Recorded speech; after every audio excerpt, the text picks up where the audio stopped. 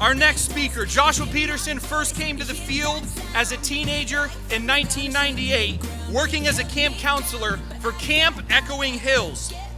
His time there sparked a passion for people with intellectual and developmental disabilities that eventually led him to RHDD Incorporated.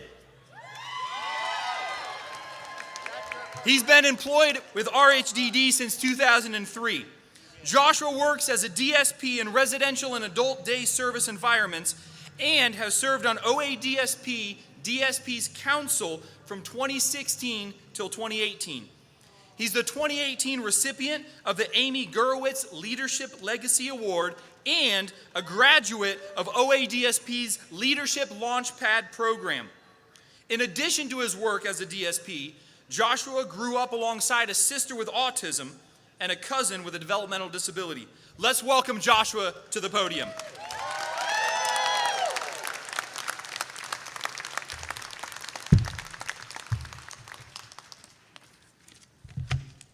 Wow.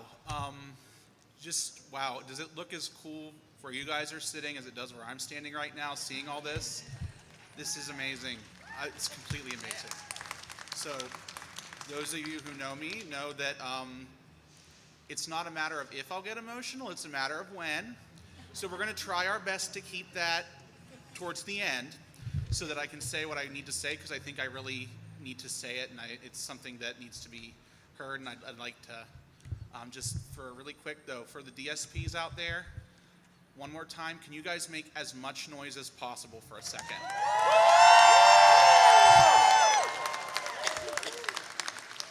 Now, I could have asked you just to hold up your sign. I could have asked you to put up your hand, but I specifically asked you to make noise. So put a pin in that thought, and we're going to come back to that right at the end, okay? So, as Joe said, I've been in this field for quite a while, from different perspectives.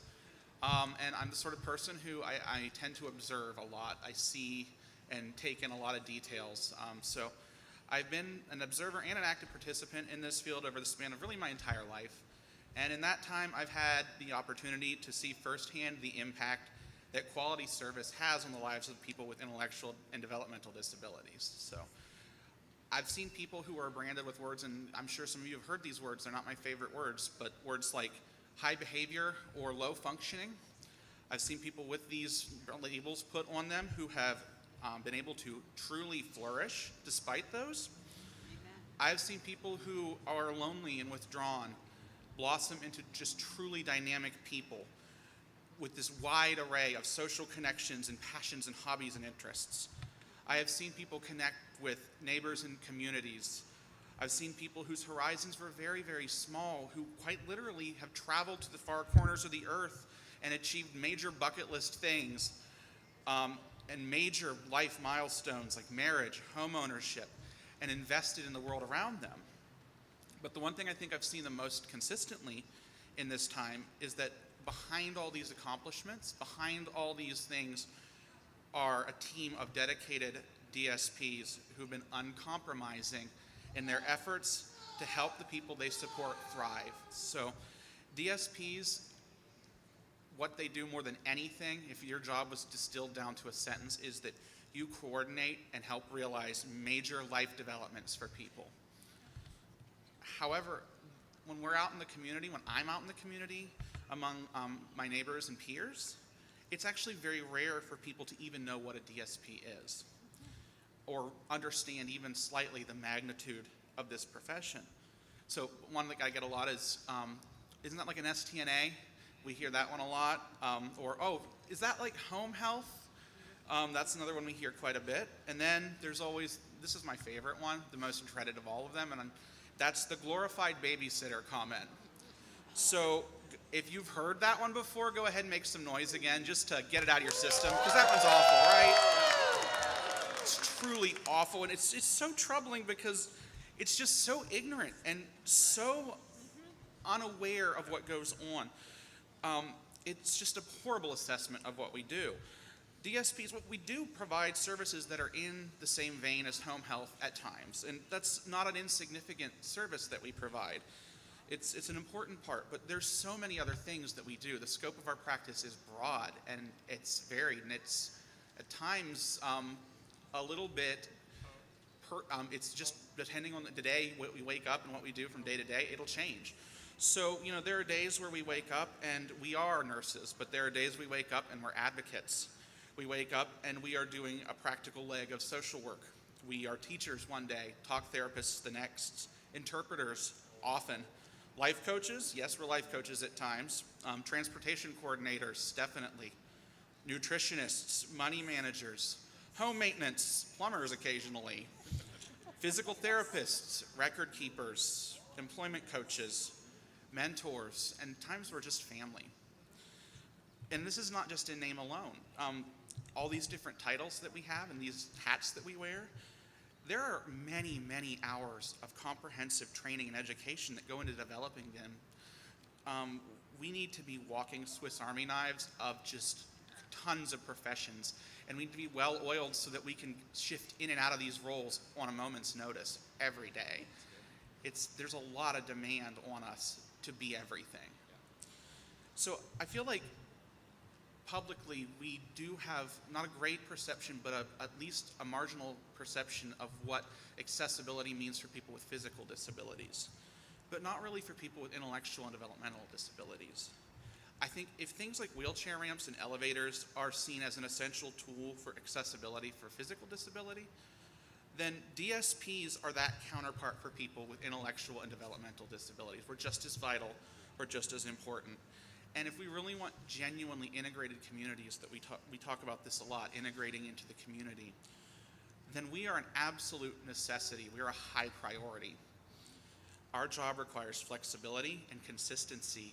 And when we're not there to perform that, there are people, very precious, valuable people, gifted with just so much to offer to our society, that suddenly they cease to be able to traverse their own communities safely and consistently. And unfortunately, one of the other things I have seen in my observations in my years in this field is that the reality I just talked about, that cessation of being part of our world, is a looming likelihood that just stands over everything we have worked to build over the past 50 years. With a critical lack of support, a struggling workforce, and a lack of professional identity, DSPs and those that support them face really some fairly daunting obstacles, I'm afraid to say. The national turnover rate is at or over 50% for DSPs. So I want to take a second and look at this crowd around you right now. Look around you. Now in your head, visualize half the people here are now gone at any given moment. Then it's just, within 6 to 12 months, that's the time frame that most DSPs leave the field. So in 6 to 12 months, half of these people could be gone. This reality is a brutal truth for DSPs, but it's also an even worse one for the people that DSPs support. So let me ask you, when you were driving here today, would you have driven here on a car where you knew 2 of the tires were going to blow at any moment, and you had no idea when they were going to go, but you knew it was going to happen? How safe would you feel in that car? How far would you be willing to travel in that car? Well, I'm guessing not very far and not for very long. So that's exactly what we are asking the people we support to be in, the situation we're asking them to be in, when we cannot provide our services with consistency and commitment. Aside from my own anecdotes about this, there has been so much research by professional and academic organizations across the country that can correlate a direct link between the longevity of a DSP's time serving a person and that person's overall satisfaction with their life. Long-term staff facilitate growth and achievement of long-term goals. Goals like gainful employment, marriage, home ownership, the ability to travel, the ability to maintain meaningful family and community connections.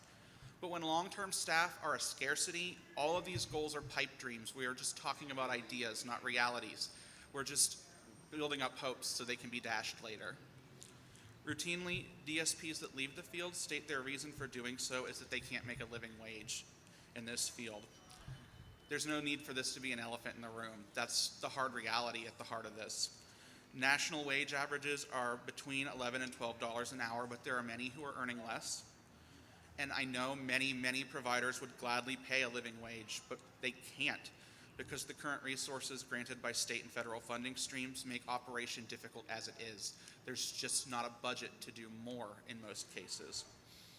Because these employers cannot pay wages that compete with for-profit industries, I saw a lady earlier today with a wonderful sign that pretty much boiled it down. You can't compete with Walmart, you can't compete with McDonald's. So many DSPs are either leaving or they're working 2 jobs to make ends meet. And honestly, I'm just going to say this, there's absolutely no reason that people should have to work 2 jobs in this field. It is unacceptable. It's frankly a huge failing.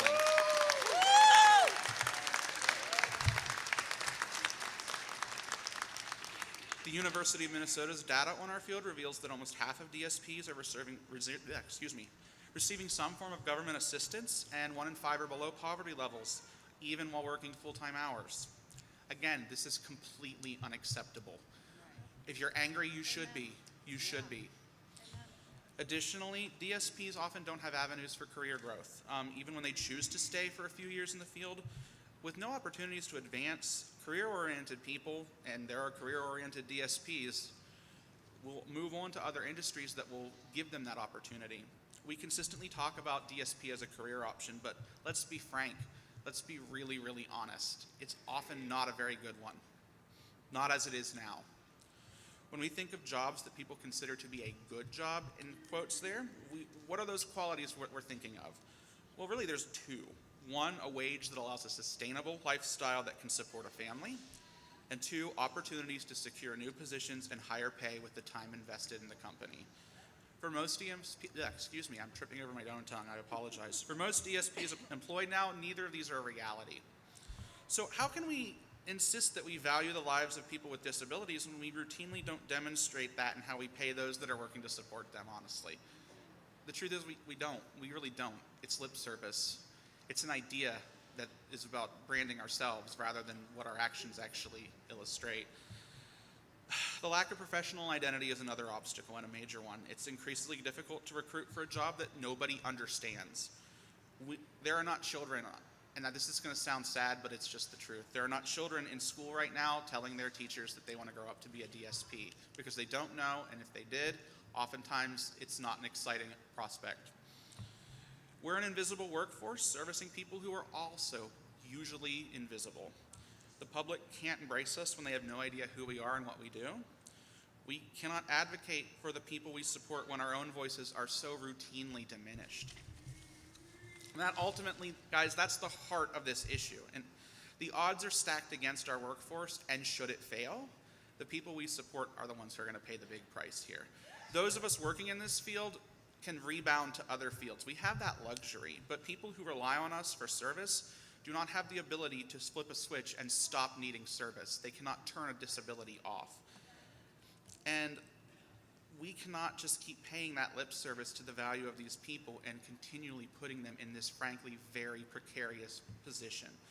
A lack of support for DSPs is a lack of support for people with disabilities. Plain and simple, no arguments.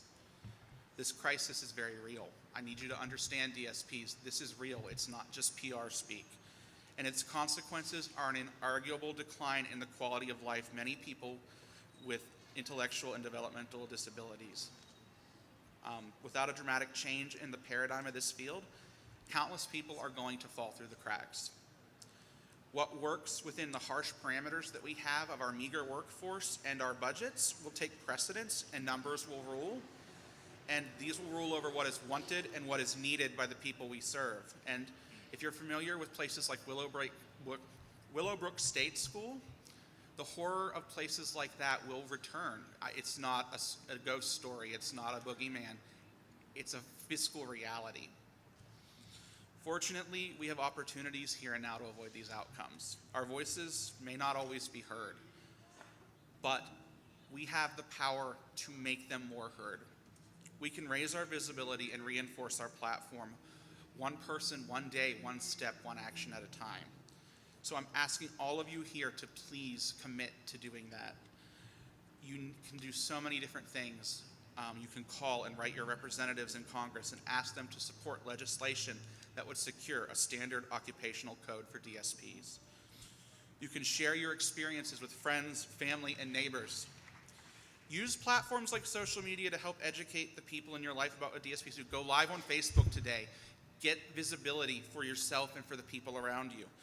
And let them see what the value of your work is today. Engage your organizations. Use whatever talents you have in any way you can. And there's an urgency to this, and I'm not trying to scare you, but it's real. We need to engage. So let people know and understand that you, DSPs, provide a vital, valuable professional service. We are not glorified babysitters.